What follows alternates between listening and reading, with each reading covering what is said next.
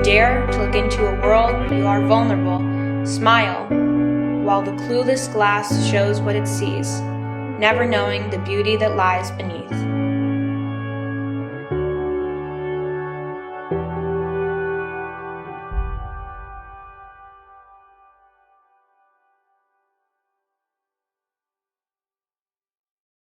I grew up in Silicon Valley, so I witnessed firsthand the contradiction between tech companies' promises to improve our society, clashing with skyrocketing inequality that was happening all around them in the Bay Area, largely caused by their presence.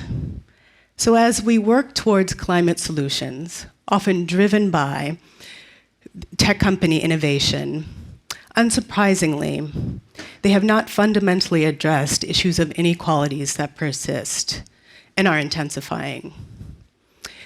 The burden of these disparities falls disproportionately on Black communities around the world. According to the EPA,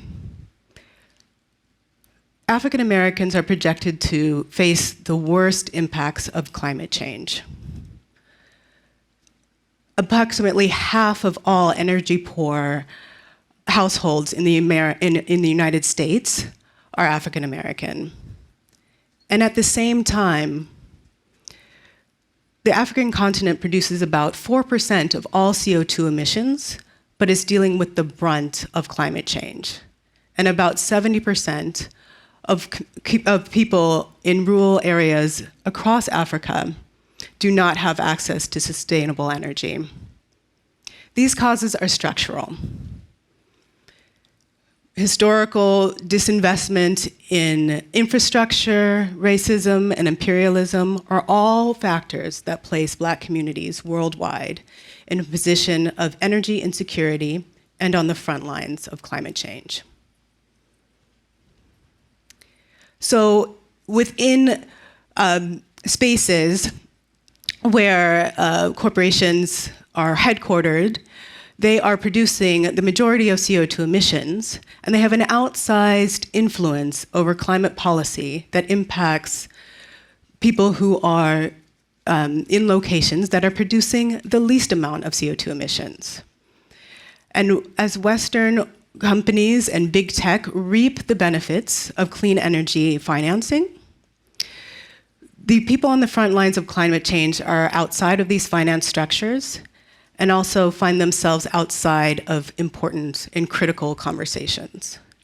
Approximately $50 billion was invested in clean tech companies, but at the same time, the funding that has been promised to the Global South since the Paris Climate Accords has not been delivered. These top-down structures and this top-down system and centralized system renders some of the most important and innovative ideas invisible. And it reinforces the notion that people who are on the front lines of climate change are only recipients and never innovators.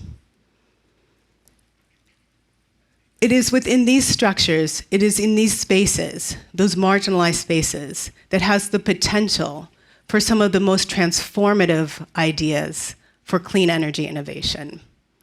So we really need to reconceptualize the notion of recipient and assert new notions of innovators. In order to transform these ideas, to transform and improve our deep inequality, we have to pay attention to the ideas that are coming from these margins. And it's within these margins that I see the spaces of innovation, of power, and promise. So this is why I co-founded my social enterprise, Energy Rich.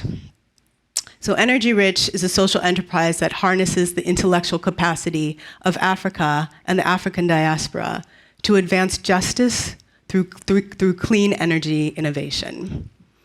There is a persistent underestimation of the creativity on the front lines of climate change, of people on the front lines of climate change. And this underestimation often obscures the hidden factors that are inhibiting solar expansion. Top-down strategies don't deal with the complexities on the ground and therefore miss critical opportunities for sustainable change and solutions. For example, we often think of solar panels as a one-size-fits-all solution. Put up the panels, generate energy from the sun, and done. This is a photo of my colleague Beret Macabre in the city of Kupela in Burkina Faso. Do these solar panels even work? The answer is no. They never have. Many solar arrays and panels that are installed by international companies never have. There's places that are awash with defective solar panels that have never worked. And so this creates toxic hazards as well.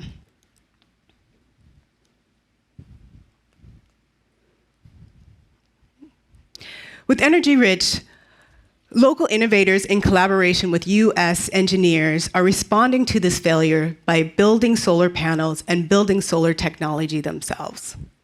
So these panels increase efficiency and deal with environmental degradation.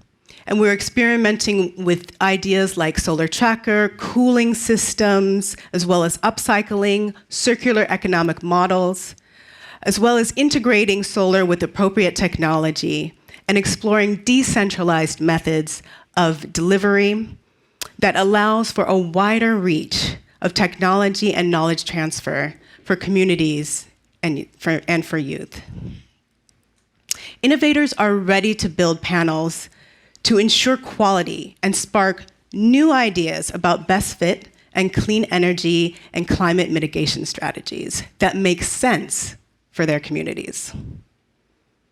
Last summer in northern Ghana, we launched a summer innovation program, working with dozens of local students to encourage exploration and engineering and science within spectacular art spaces founded by renowned artist Ibrahim Mahama. This is a photo of Ibrahim on the right, along with Salom Kuji, who's the director, and Sharafatu Zakaria, who's an engineer and also an energy-rich intern. We take a STEAM approach: science, technology, engineering, art, and math. So in local communities, that does more than just add a sense of creativity to science and technology. It also respects local traditions that in pre-colonial societies saw art and science as one, rather than segmented into opposing disciplines. Artists help us move beyond and liberate us from boundaries, which also provides engineers with inspiration that encourages exploration and a celebration of culture. When building solar panels, our lab was an outdoor space.